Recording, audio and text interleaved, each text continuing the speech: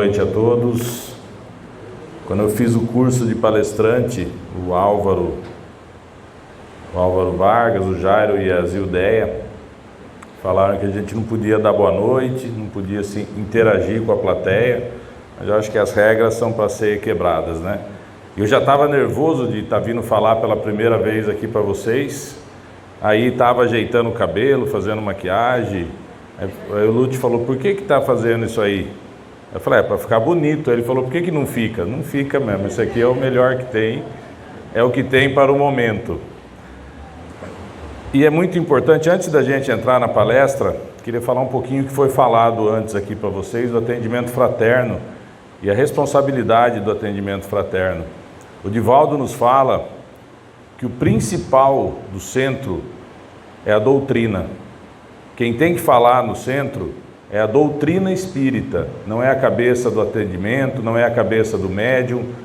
E eu coloco para vocês, não é diminuindo a minha importância aqui, mas o menos importante de tudo aqui é o palestrante e as opiniões do palestrante.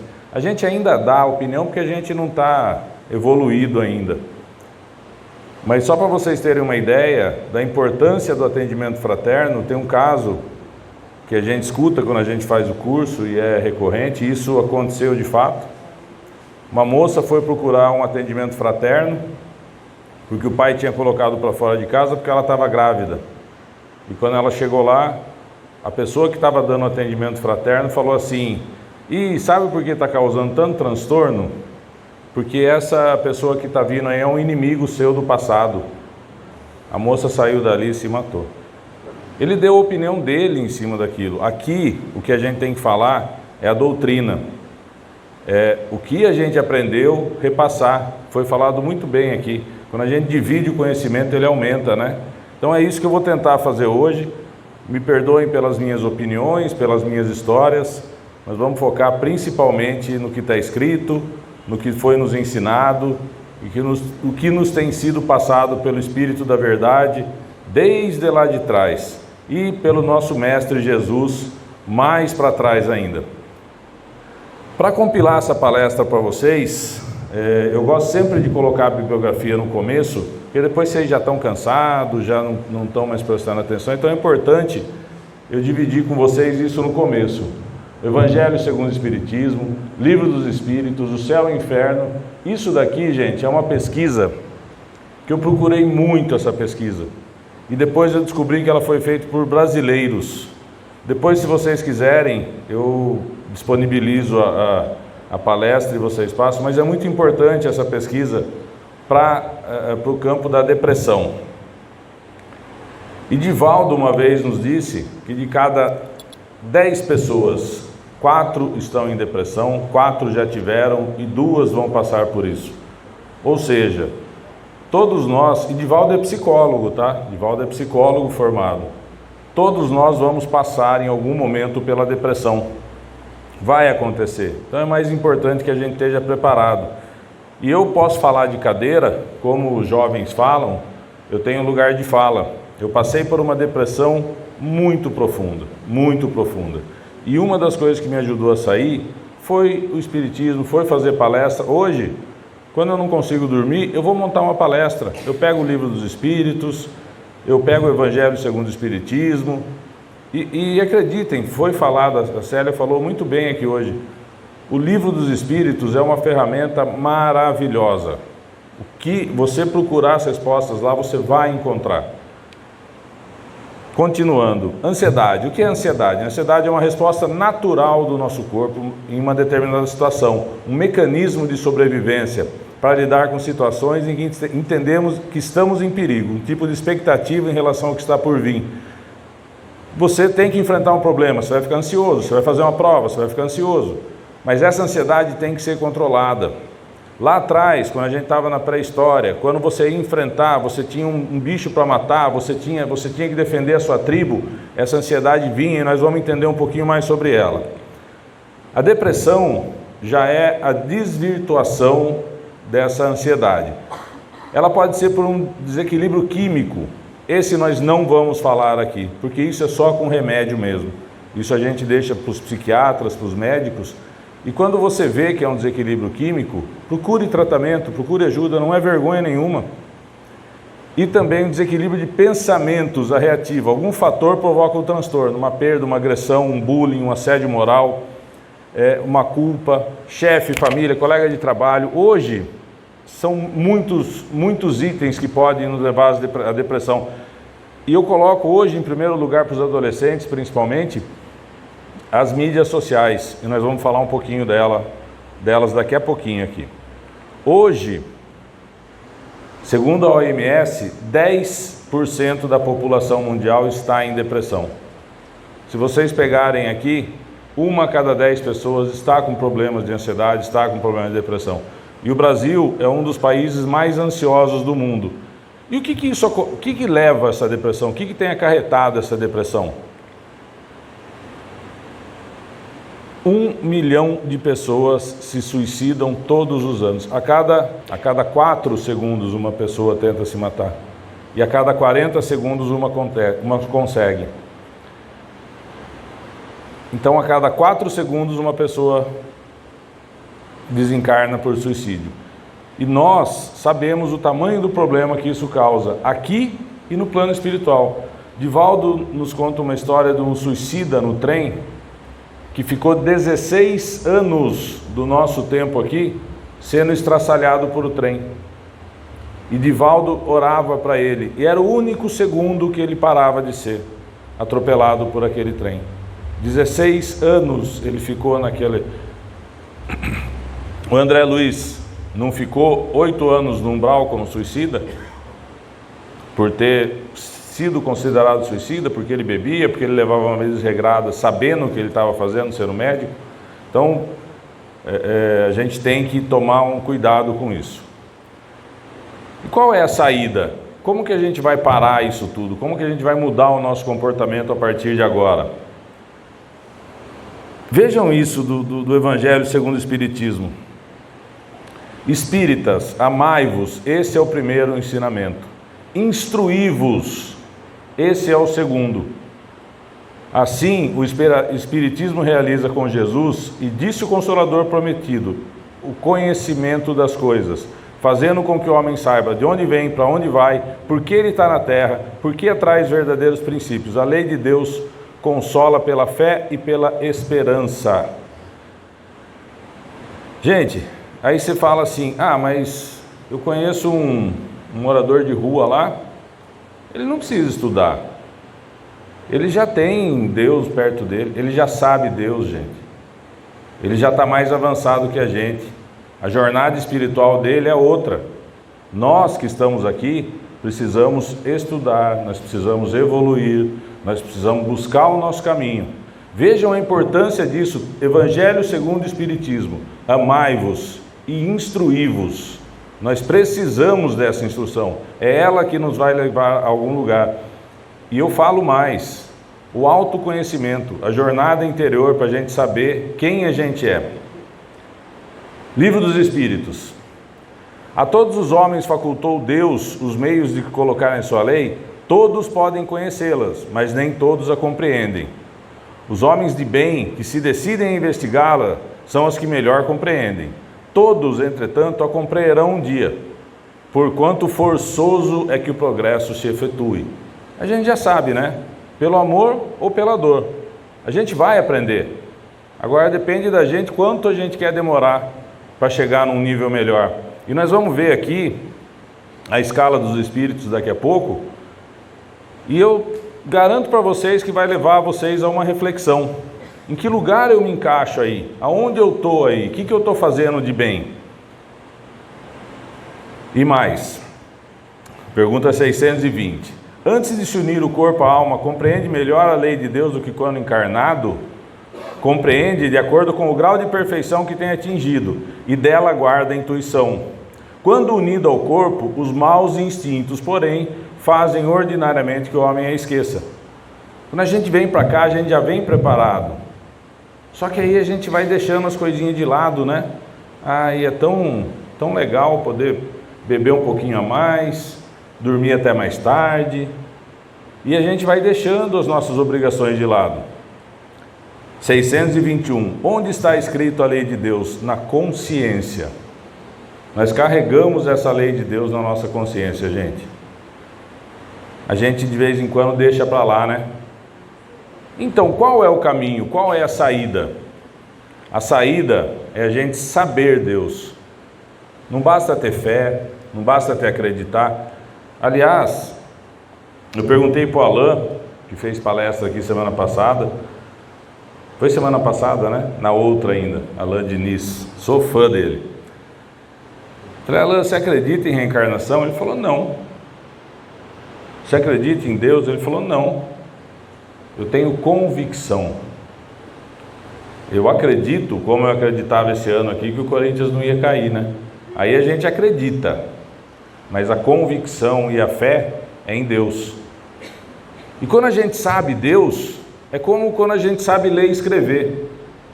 Você não consegue dessaber. Está escrito aqui. Quem sabe ler, olhou e já leu. Nós precisamos ter esse conhecimento, ter essa convicção. E, gente, nós estamos tão próximos disso. Por que a gente vai se afastar disso agora, se a gente já trilhou o caminho mais difícil? E prestem atenção, muitos de nós aqui estão tendo a oportunidade de saber Deus por amor. No livro Céu e Inferno, Kardec traz um menino aqui que sabia Deus. Marcel, o menino do número 4. Era uma instituição onde as pessoas deixavam os doentes lá para morrer. E esse menino tinha muitos problemas, sofria demais. Ele descreve aqui, mas é uma descrição muito dura, muito terrível. Enfim, ele sofria demais.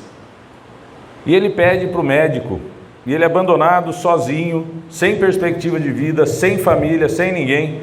Ele pede para o médico, doutor, tende a bondade de me dar mais daquelas pílulas que o senhor me receitou?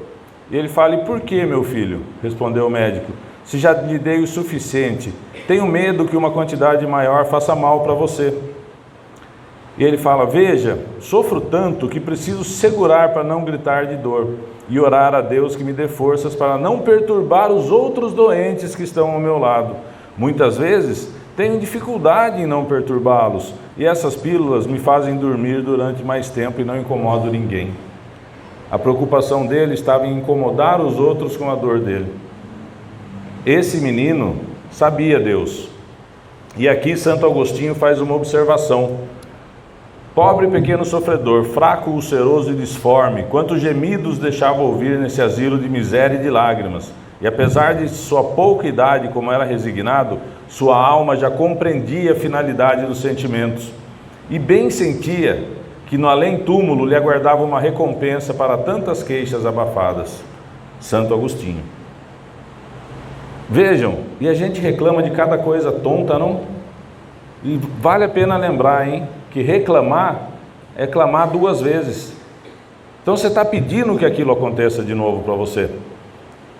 Aí você fala, mas a gente tem tempo para aprender, nós vamos evoluir bastante ainda, nós vamos nos melhorar, devagarzinho eu vou melhorando. Não, gente, não dá, não tem mais tempo. Nós não temos tempo para pensar. Nós que chegamos nesse estágio de estar hoje aqui, numa terça-feira, numa palestra, a gente já passou por muitas coisas para retroceder agora. E o tempo é inexorável. Nós não vamos conseguir mudar. Eu gosto muito dessa frase de Sêneca que eu queria dividir com vocês. Nisso erramos, em ver a morte à nossa frente como um acontecimento futuro, enquanto grande parte dela já ficou para trás. Cada hora do nosso passado pertence à morte. Eu diria mais, cada segundo do nosso tempo aqui já pertence à morte. Já está no braço dela. Então nós precisamos aprender agora, nós precisamos evoluir agora, nós precisamos melhorar agora. Vocês acham que a humanidade está melhorando, está piorando, está do mesmo nível? A gente faz reflexões e pensa sobre isso. E eu descobri uma pesquisa que eu queria também compartilhar com vocês aqui, para a gente tentar entender em que ponto nós estamos nisso daqui. E por que o conhecimento é tão importante, até para que a gente seja mais humilde, seja mais transparente. Vocês já ouviram falar dessa síndrome? Síndrome de Dunning-Kruger? Ela foi descoberta recentemente, são 2 psicólogos. E daqui a pouco eu vou falar por que eles começaram a fazer essa pesquisa, o que levou eles a fazer essa pesquisa. E no curso de psicologia eles imputaram uma prova de matemática e de português para os alunos deles. E nessa prova eles falavam assim: coloque a nota que você acha que você tirou. E aí os que tiravam 10 se davam 2. Os que tiravam 2 se davam 8. Quanto menor era a nota, mais ele dava. E por que eles fizeram essa pesquisa? Qual foi o gatilho para eles fazerem essa pesquisa? Isso aqui aconteceu, tá, gente? Esse cara, MacArthur Wheeler, os mais antigos aqui acho que já fizeram isso. Quem não fez, faça com seu neto, com seu filho, que é bem interessante. O suco de limão, eles falam que é uma tinta invisível. Por que eles falam que é uma tinta invisível? Porque você pega o suco de limão, desenha, escreve com ele num papel, e quando você esquenta ele aparece o que você escreveu. Ele fica num marrom escuro, assim, fica uma tonalidade escura. E esse cara viu isso, esse MacArthur Wheeler, lá nos Estados Unidos, falou: bom, se é uma tinta invisível, eu vou passar no rosto e vou assaltar um banco. Aí ele passou o suco de limão no rosto dele, de um amigo dele. Para testar, ele pegou uma máquina Polaroid e tirou a foto, um suco de limão no olho. Ele deve ter batido a foto para lá e achou que estava invisível e foi assaltar o banco. Assaltou o banco, as câmeras pegaram ele, desse jeitinho que vocês estão vendo aí. 15 minutos a polícia estava na casa dele, ele estava lá com o amigo dele com o dinheiro. E eles falaram: por que o ser humano chega nesse ponto? Uma pessoa basicamente inteligente, com capacidades, e eles fizeram essa curva aqui, ó. Quanto menor a sua sabedoria, maior é a sua confiança naquele assunto. Quando você mergulha, eu falei para vocês que eu ia ficar dando a minha opinião aqui, mas não prestem atenção nela, viu? Eu chamo essa curva aqui de curva da dor, que você vê: meu Deus, como eu sou burro, meu Deus, como eu não sei nada. E é assim quando a gente inicia e começa a estudar a doutrina espírita. Você fala: nossa, tenho muito para aprender, tem muito, mas a gente tem tempo, viu? A gente é alma imortal, lembrem-se disso. Então, quando a gente mergulha nessa curva, a gente começa a se melhorar como pessoa, a se melhorar para a vida. E aqui em cima, gente, a gente tem acompanhado muito isso. A internet nos dá essa possibilidade de ver, e vocês viram isso.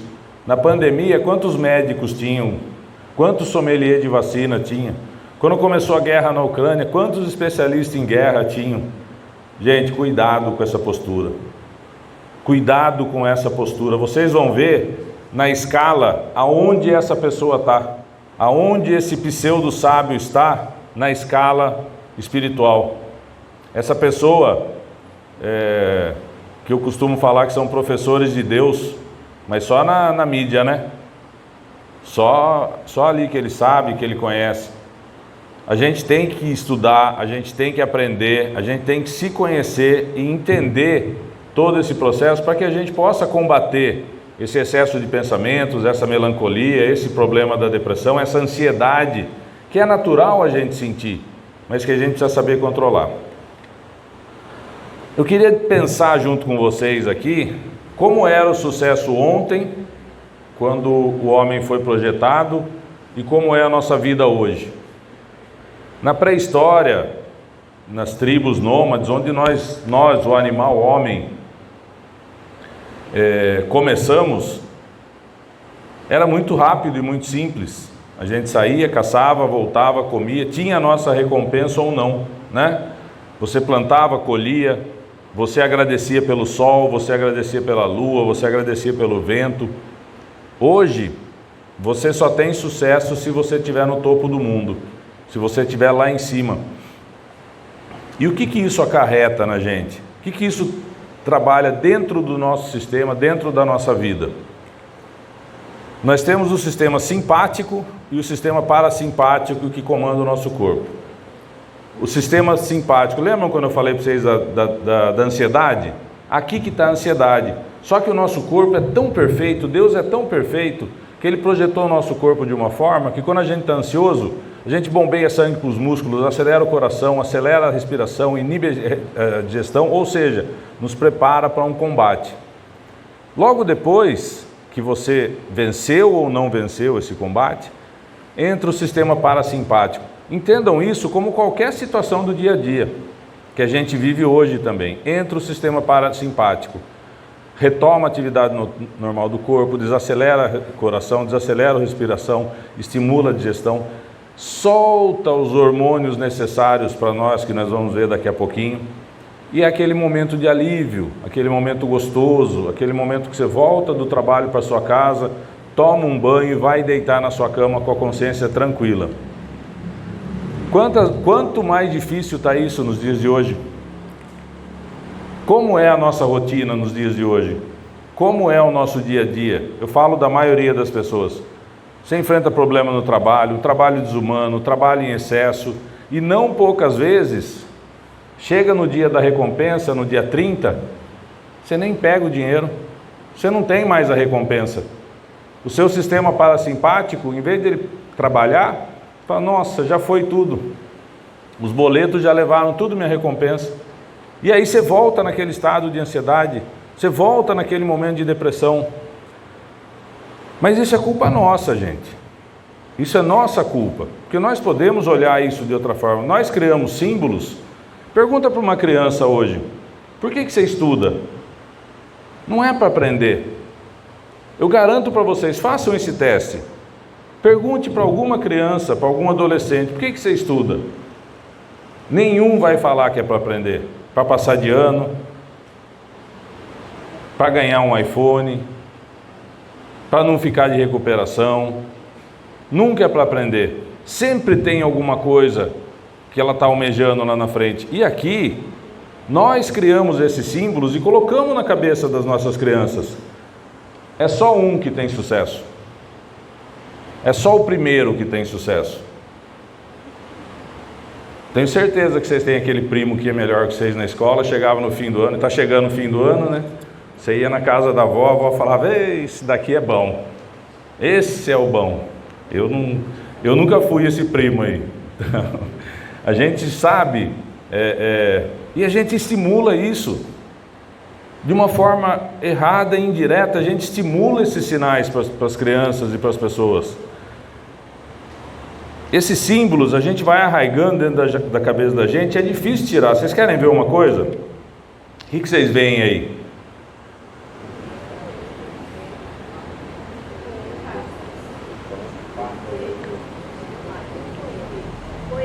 Depende dos símbolos da nossa cabeça que a gente vai ver. Em lugares onde a alimentação é baseada no coelho, as pessoas veem um coelho.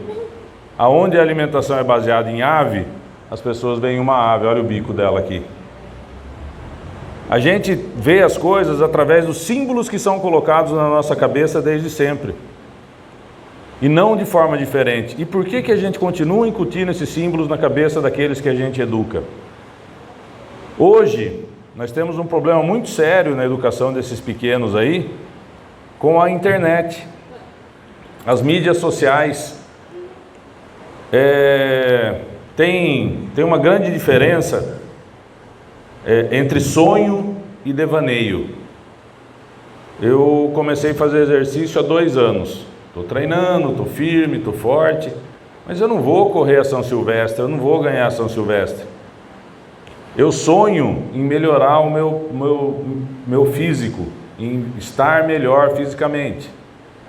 Agora, se eu sonhar que eu vou ganhar São Silvestre no fim do ano, vou lá e não ganho, é um devaneio que vai me levar à frustração. E o que acontece com os nossos adolescentes hoje? Eles se veem como um Neymar, se veem como uma Bruna Marquezine, se veem como Gisele Bündchen. E não vai acontecer, são poucos. E aí, quando isso não acontece, eles desabam. Quantos meninos eu vejo, eu vou ser jogador de futebol, eu vou ganhar muito dinheiro. Porque essas mídias trazem essa imagem para eles. E mais do que isso, Aqueles professores de Deus que eu falei continuam na internet, continuam por ali fazendo esse tipo de coisa. Eu dou um conselho para vocês, e todos vocês conhecem essas pessoas que postam, gostam de postar no Facebook. E aqui eu sei que a gente está se alongando bastante, mas eu vou contar uma historinha para vocês.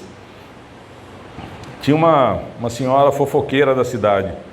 Acho que todo mundo também conhece o tipo, né? Cuidado que se você não conhece ninguém, pode ser você. Então a gente tem que pensar bem. E tem aquela pessoa que fala do fulano, fala do ciclano, a pessoa ganha um pouquinho mais, está fazendo alguma coisa. Olha lá, está aprontando. Está roubando. Nada tá bom, nada tá legal. E um dia ela cansou, verdadeiramente ela cansou daquilo, e foi no padre e falou: seu padre, eu cansei de tanto falar, de tanto espalhar mentira. O padre falou: não, tudo bem, então a senhora vem aqui na sexta-feira santa, ao meio-dia, com um travesseiro de penas. Aí ela foi. Ela falou: agora a senhora sobe na torre do sino e joga essas penas, espalha essas penas no vento. E assim ela fez, voltou, falou: ai, seu padre, agora eu estou perdoada? Ela falou: não, agora você tem que catar todas as penas e montar o travesseiro de novo e trazer para mim. Assim é quando a gente começa a espalhar mentira, falar mal dos outros, essa palavra não volta para trás. E hoje, potencializado pela internet, a gente pode piorar muito isso, gente. Eu tenho um irmão, e a gente estava num grupo de WhatsApp, e ele teve que internar o filho dele é adicto, é usuário de drogas. E ele teve que internar o filho dele, e aí postaram no grupo lá, e estava ele e a esposa dele no grupo. Postaram no grupo aquele negócio da Cracolândia, aí um cara colocou lá assim: tem que matar tudo esses drogados, não é doença. E assim com o homossexual, gente, ele foi atingido. A pessoa que atingiu ele criou um débito para ela, sim, porque ela magoou uma pessoa. Para que postar esse tipo de coisa? Para que agredir dessa forma? E essas pessoas, esse cara que posta esse tipo de coisa, é aquela mesma pessoa que chega para você, olha para você e fala: nossa, como você está velho, não? Nossa, como você está gorda, nossa, que roupa feia. Aí o pessoal ainda fala: é sincerão, né? Não, não é sincerão, é grosso, gente. É grosseiro. Isso é grosseria, não é outra coisa. E essas pessoas que acham que estão sempre com a razão, além de elas causarem desagrado em muita gente, elas estão se endividando, sim. Não duvidem disso. Por que a gente não pode se comparar e se frustrar? Veja essas duas corridas aqui, ó. É igual? A vida de todo mundo é igual?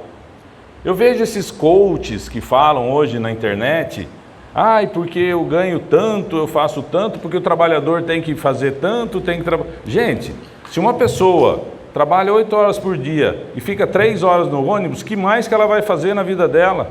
Ela fica 3 horas para chegar no trabalho, 3 horas para voltar para a casa dela. Ela vai fazer um curso? Ela vai arrumar outro emprego para ganhar dinheiro? Não! A jornada dela é diferente. Os destinos e os caminhos são diferentes para cada um de nós. Cada um de nós tem uma missão e uma história. Nenhum de nós é igual ao outro. Nós somos diferentes. Então não se frustre por você não conseguir chegar no ponto do outro. A sua missão não é essa. A palavra sucesso aparece 3 vezes menos no Evangelho segundo o Espiritismo do que a palavra esforço. O que a espiritualidade espera de nós não é sucesso, é esforço. É esforço para ser melhor. E tem Vocês lembram que o Fantástico sempre tinha o Cid Moreira? Cid Moreira, minha mulher já sabe que eu esqueço o nome dele, ela já falou ali. Que ele falava aqueles provérbios, aqueles salmos, e tem o Desiderata que ele falava, que eu acho que é perfeito, gente. Se você se comparar com os outros, se tornará presunçoso ou magoado, pois haverá sempre alguém inferior e alguém superior a você. Viva a sua vida de acordo com os seus planos. Deus colocou você aqui para cumprir a sua missão. A espiritualidade te deu uma missão aqui. Faça ela. Não tente ser mais do que você é, porque isso vai gerar frustração. E eu queria falar um pouquinho para vocês dessa pesquisa aqui. Prediction of Learning Resisting or Helpiness Hipocampo Prefrontal Cortical Network Activity During Stress. Deu para entender aí que meu inglês não é bom, né? Mas o que é essa pesquisa? E eu li essa pesquisa inteira, fiz questão de ler. Eles fizeram uma coisa onde eles pegaram 3 grupos de rato. Em uma gaiola, eles colocaram os ratos e davam choques na estrutura da gaiola de 5 em 5 minutos. Dava choque de 5 minutos, parava. E mais, tinham lugares onde esses ratos conseguiam escapar do choque quando ele vinha. Então essa gaiola, ela era eletrificada. 5 minutos, parava 5 minutos. 5 minutos, parava 5 minutos. Um outro grupo de ratos, eles deixaram numa gaiola, só que eles implantaram o eletrodo nos ratinhos e eles não tinham como escapar desse choque. E esse choque tinha longas durações, de 10 horas, de 12 horas, e depois parava e eles tinham um tempinho de descanso. Numa terceira gaiola, eles colocaram tudo do bom e no melhor para os ratos: brinquedo, comida, não tinha choque, não tinha nada. E depois eles pegaram esses ratos, pegaram 20 ratos de cada gaiola e injetaram uma substância extremamente cancerígena. Da gaiola onde eles ficavam soltos, ficavam tranquilos, comiam e bebiam, morreram todos. Da gaiola onde eles davam choque intermitente, morreram 8. E da gaiola onde eles davam choque de 5 em 5 minutos, morreram 2. E qual foi a conclusão deles? Só uma coisa era diferente ali: a gratidão. Quando aqueles ratinhos tinham aquela sensação que eu falei para você, que você tem quando chega na sua casa e deita e relaxa, eles desenvolviam serotonina, endorfina, dopamina e ocitocina, que são os hormônios da alegria e do bem. E esses hormônios aumentaram a imunidade deles a tal ponto que eles escaparam daquilo. Aqueles que não tinham perspectiva, que não tinham, vejam, são animais irracionais, né? Vamos lembrar disso. Eles não têm a menor capacidade de direcionar o pensamento deles. Então foi um experimento que eles fizeram para determinar o que disparava a produção desses hormônios. E aí, na conclusão deles, volto a falar, a conclusão do experimento não é conclusiva. Eles mesmos falam que não é conclusiva, mas eu acho muito interessante e muito válido trazer isso para vocês aqui. E hoje, o que se sabe do que solta esses hormônios no nosso organismo? Praticar exercício físico, meditar, ter momentos de prazer, cultivar relacionamentos saudáveis, realizar atividades que tragam satisfação, ter uma alimentação equilibrada, dormir bem, descansar, expressar gratidão e ser grato pelas coisas boas da vida. Disso daqui, está tudo no nosso controle? Volto a falar, aquele trabalhador que sai 5 horas da manhã para chegar às 8 no trabalho, sai às 6 e volta às 9 para a casa dele, ele consegue ir para a academia? Ele consegue fazer exercício físico? Ele consegue cultivar relacionamento saudável? Nós, isso aqui não está. Nós conseguimos meditar? Quem aqui consegue meditar todo dia? Falou, eu vou parar, vou meditar agora. É o filho atrapalhando, é o cachorro latindo. É a nossa vida, gente. E é a vida que a gente escolheu, acreditem, nós pedimos para vir.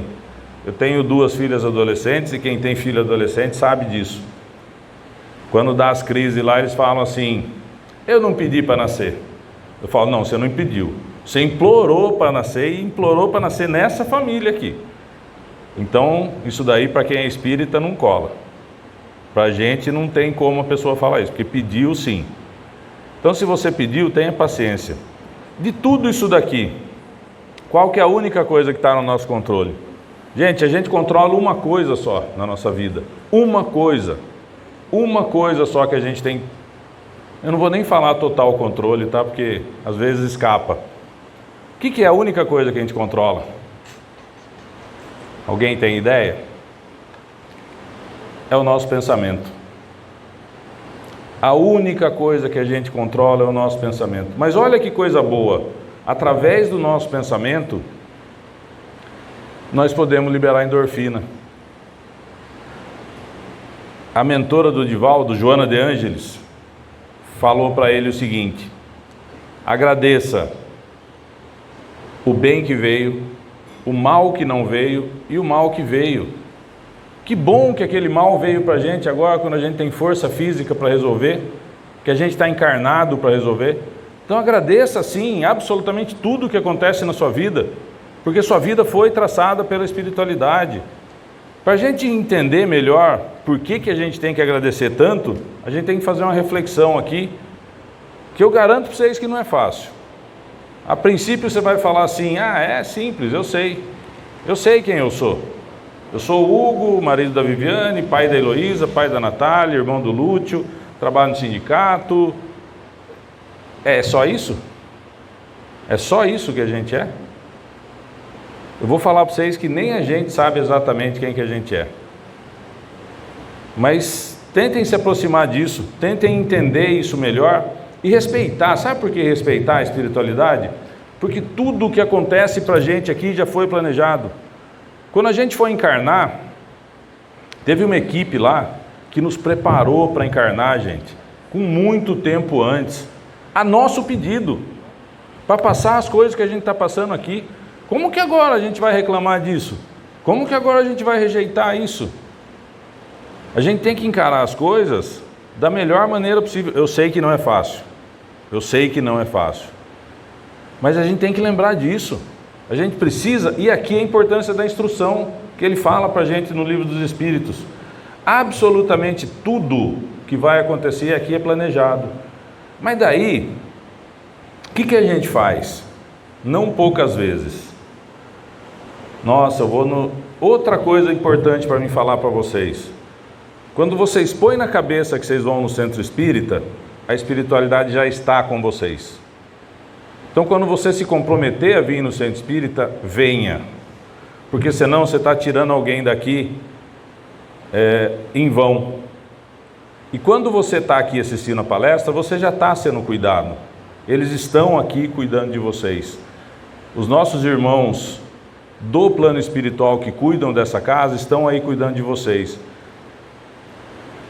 E quando a gente faz o curso de palestrante, eles falam para a gente, aqui é o único lugar que o palestrante tem que ficar contente quando alguém está cochilando, porque ele está sendo cuidado, ele está sendo tratado aqui.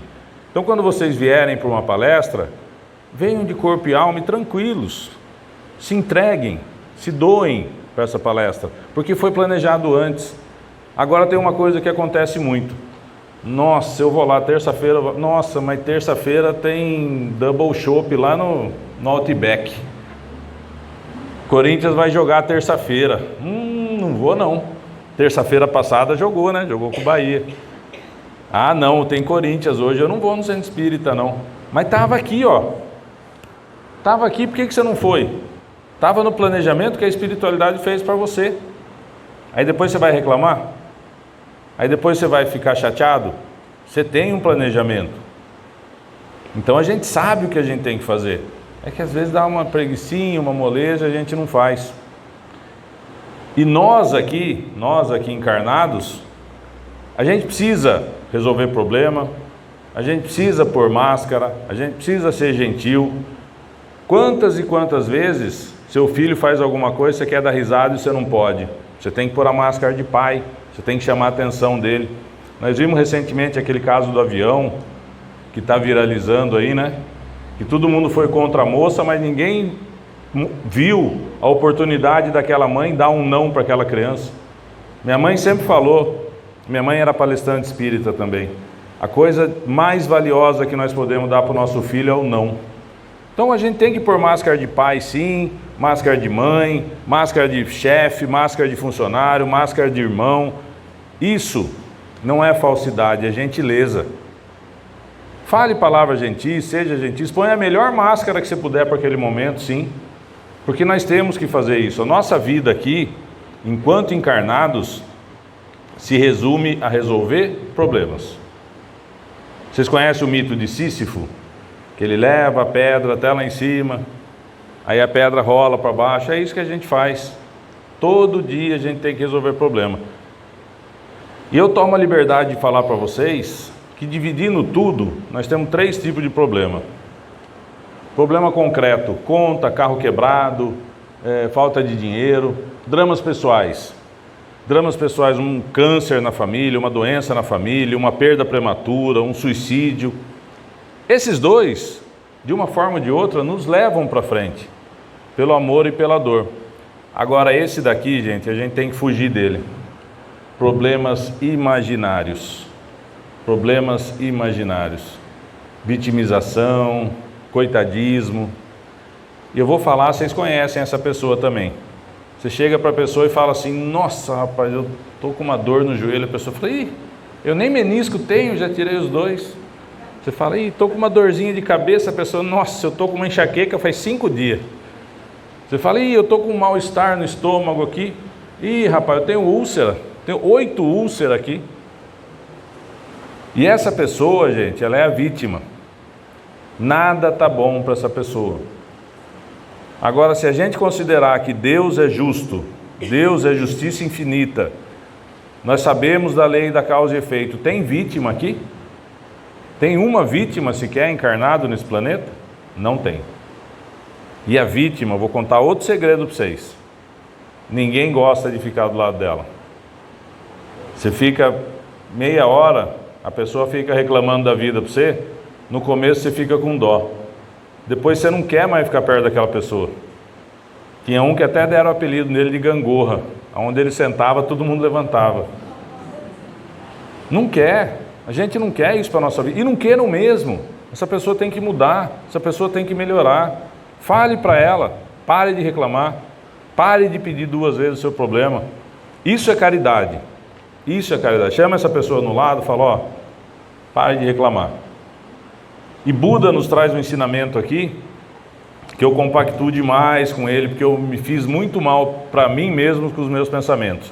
Nem os teus piores inimigos podem te trazer tanto dano quanto os seus próprios pensamentos.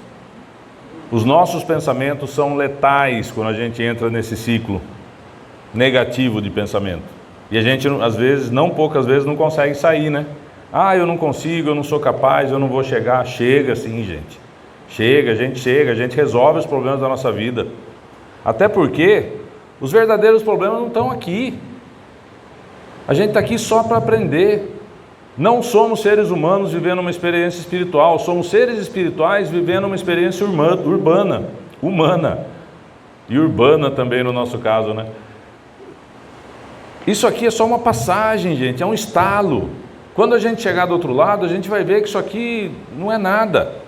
E por que a gente se preocupa tanto? Por que a gente sofre tanto por bens materiais? O que nós somos? Voltando naquela pergunta: o que sou eu? Eu sou isso aqui, ó. Nós nascemos isso aqui. Nos tornamos um espírito com um perispírito e estamos assim. Aqui é onde a gente passa o menor tempo. Aqui é o menor tempo. A nossa passagem é muito rápida. E é disso aqui que nós precisamos cuidar. E vamos dar mais uma olhadinha para a gente entender quem é a gente aqui na escala dos espíritos. Aqui, espírito puro. Sabe que nós estamos ali? Minha mãe fala uma coisa, falava, tadinha, ela não está falando muito mais ultimamente. Se vocês estão aqui, boa coisa vocês não são. Se você está encarnado, você tem coisa para pagar. Então aqui nós não estamos não. O único que pisou aqui dessa classe foi Jesus. Espíritos superiores, espíritos sábios, espíritos instruídos, espíritos benevolentes, espíritos batedores e perturbadores. Isso aqui é pergunta 100 do Livro dos Espíritos, tá?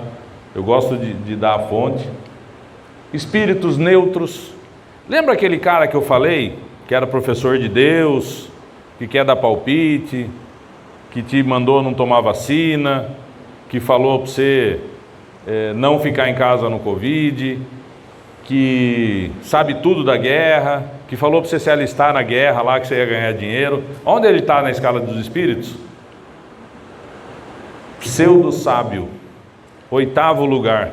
Tem pouca gente pior que ele nesse mundo, gente. É outro que a gente precisa chegar e conversar, falar: irmão, para de postar essas coisas, para de falar essas coisas. E por que eu acredito, olha eu dando a minha opinião de novo, que ele está aí? Porque ele prejudica muita gente com a opinião dele. Ele dá opinião sem saber. De repente ele falou para o cara: vai lá combater na guerra, vai lá, se aliste lá. Como alguns brasileiros foram lá para a Ucrânia e acabaram se dando muito mal lá. Espíritos levianos e espíritos impuros. Mas ele faz depois uma compilação que eu acho bem interessante. Primeira ordem, Jesus. Segunda ordem, estão os que chegaram ao meio da escala. O desejo do bem é sua preocupação. Espíritos de segunda ordem só têm o desejo do bem, terão também o poder de fazê-lo. Eu gosto de acreditar que a gente está aqui, porque nós estamos procurando o bem. E da terceira ordem, predominância da matéria sobre o espírito, propensão ao mal, ignorância, orgulho, egoísmo, as más paixões consequentes, tem intuição de Deus, mas não o compreendem. Nem todos são essencialmente maus. A Célia falou um pouquinho do obsessor aqui. O obsessor nem sempre é mau. Às vezes a gente que vai buscar ele lá. E é importante a gente saber que tem obsessor encarnado também, viu, gente? Pode ter certeza que vocês têm obsessor encarnado também. Esses espíritos, eles não são essencialmente maus, mas eles estão perdidos ainda. Eles não conseguiram chegar nessa fase 2 e continuam fazendo maldade. Então nós já sabemos um pouquinho mais de nós. Nós sabemos que nós temos um projeto traçado, que a gente tem um caminho a seguir. Vamos ver um pouquinho mais o que Divaldo fala. Após a façanha de haver matado a morte, o conhecimento do Espiritismo faculta a perfeita integração criatura com a sociedade, vivendo de maneira harmônica em todo momento que se quer, onde quer que se encontre, liberada de receios justificadas e sintonizada com as bênçãos que defluem da misericórdia divina. Gente, se a gente sabe que a gente tem que passar por isso, se a gente sabe da lei da causa e efeito, se a gente sabe que é espírito imortal, por que a gente vai ficar ansioso? Eu sei que não é fácil, mas se a gente tem esse conhecimento, isso tem que ser um bálsamo para a gente. A gente tem que levar isso de verdade para o nosso coração. Nós nunca vamos morrer, nós vamos sempre aprender, a espiritualidade está do nosso lado. O que mais que a gente quer? Tem mais coisa boa aqui. Alguma outra coisa incumbe os espíritos de fazer que não seja melhorarem-se pessoalmente? Concorrem para a harmonia do universo. Livro dos Espíritos. Concorrem para a harmonia do universo, executando a vontade de Deus, cujos ministros eles são. Gente, não sou eu que estou falando isso para vocês. Nós somos ministros de Deus. Olha a nossa importância. Seja onde você estiver nessa escala, não importa. Você é um ministro de Deus. Você está aqui concorrendo para a harmonia do universo, executando a sua tarefa. E você concordou com isso antes de vir para cá. Você sabia que isso ia ser assim. Só que, lembra lá atrás que ele falou também? Às vezes quando a gente está encarnado aqui, a gente esquece. A gente esquece não só da nossa obrigação, como da nossa importância também. Também desempenham função útil no universo espíritos inferiores e imperfeitos. Todos têm um dever a cumprir para a construção de um edifício. Não concorre tanto o último dos serventes de pedreiro como o arquiteto? Se nós estamos fazendo uma obra para Deus aqui, qual o problema da gente ser o servente? Da gente não ser o arquiteto dessa vez? Que da próxima a gente pode voltar como arquiteto? Mas tem que fazer. Tem atribuições especiais cada espírito? Temos que habitar todas as regiões e adquirir conhecimento de todas as coisas, presidindo sucessivamente ao que se efetua em todos os pontos do universo. Mas como diz Eclesiastes, há tempo para tudo. Então tem um momento que nós vamos sofrer, tem um momento que nós vamos nos regozijar. Ele está falando muito claramente. são permanentes para cada um e estão nas atribuições exclusivas de certas classes e funções de espíritos, o que os espíritos desempenham na ordem das coisas, todos têm que percorrer diferentes graus da escala para se aperfeiçoarem. Deus, que é justo, não poderia ter dado a uns a ciência sem trabalho, enquanto que os outros só adquirem com esforço. Quando a gente nasce espírito, importante a gente pensar nisso, que no livro dos Espíritos ele nos fala que Deus nunca parou de criar. Então as nossas idades espirituais aqui não são iguais. Então cada um tem a sua missão, cada um tem o seu trabalho. Às vezes a gente acha, por que ele tem mais facilidade? Não tem, gente. É tudo exatamente. Por que ele tem mais sorte? Não tem. É tudo exatamente igual. Os espíritos perseguem sempre os desígnios que lhes competem? Não. Há muitos que são instrumentos cegos, porém sabem muito bem com que fim atuam.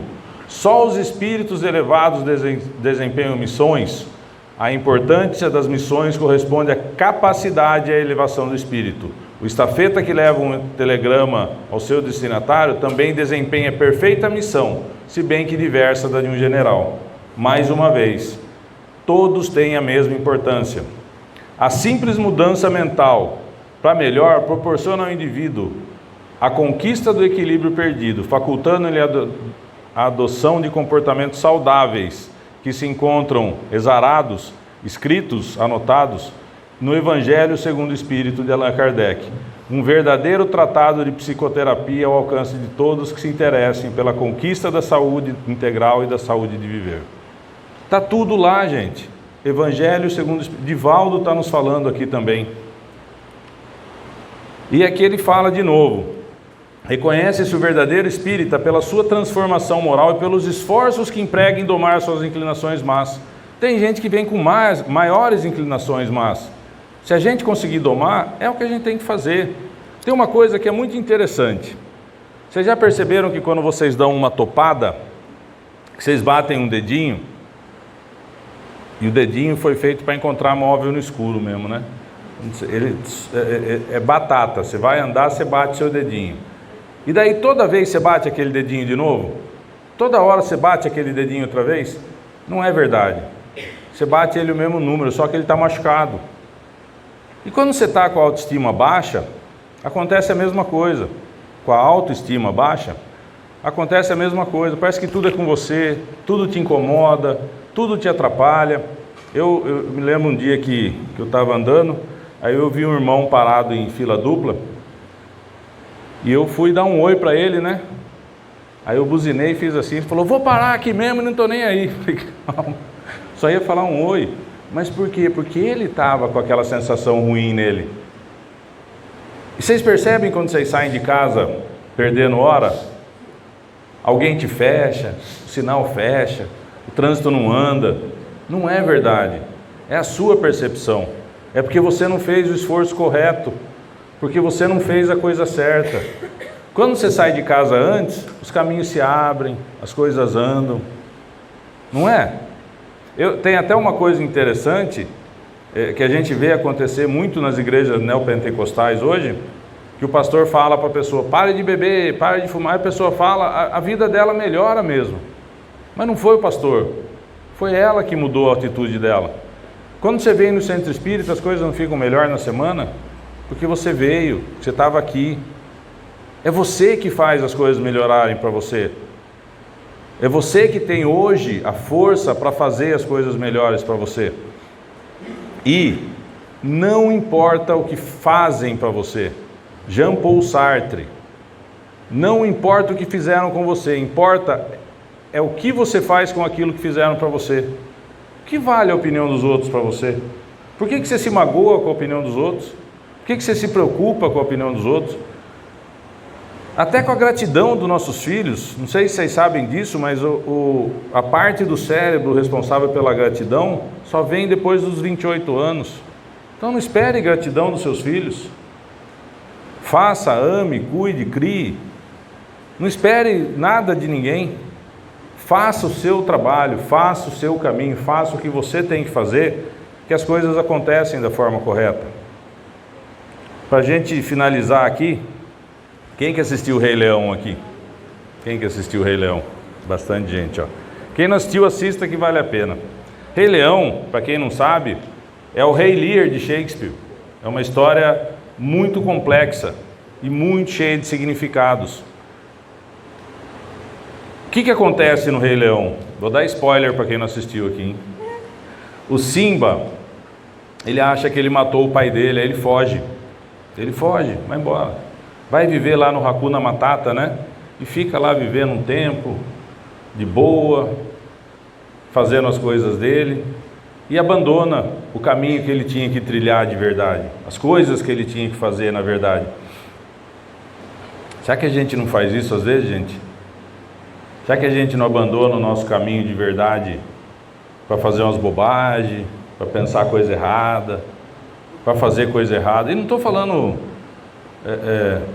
para ganhar uma vantagem no trabalho, passar o coleguinha para trás para ganhar mais dinheiro, sabendo que isso não é o caminho. Quantas vezes a gente se viu fora do nosso caminho, e aí quando ele descobre quem ele é, ele volta, retoma o lugar dele e volta a ser rei daquele lugar. E é isso que a gente precisa fazer. A gente precisa ser dono, a gente precisa ser o rei da nossa história aqui. Ninguém é mais importante do que você. Quem é o próximo? Jesus não falou, ame o próximo como a ti mesmo? Quem é o próximo mais próximo? Quem é a primeira pessoa que escuta quando você fala? É você, porque o som corre mais rápido pelo osso e chega mais rápido aqui, ó. Você é a primeira pessoa, você é importante. Por que quando o nosso filho se machuca, o nosso neto se machuca, a gente sai correndo para ir lá e a gente se machuca e deixa para lá? Não é? Faça por você, cuide da sua luz, ache o seu caminho, se perdoe. Nós vamos errar muito. Como eu falei para vocês, se a gente está aqui, boa coisa a gente não é. E a gente não se perdoa. A gente faz uma coisa e fica com aquilo remoendo na cabeça.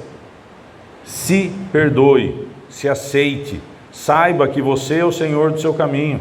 Nós somos o maior responsável, somos ministros de Deus, gente. Kardec falou isso pra gente, o Espírito da Verdade falou isso pra gente. Por que a gente duvida disso? Por que a gente duvida que a gente é capaz de trilhar o nosso caminho? Por que a gente não se perdoa, não releva? A gente perdoa tanta gente e não perdoa a gente mesmo quando a gente erra. O caminho depende da gente, pode ser leve ou pesado, pelo amor ou pela dor. E para concluir, gente, Chico, não falei nada dele hoje, precisava falar alguma coisinha, né?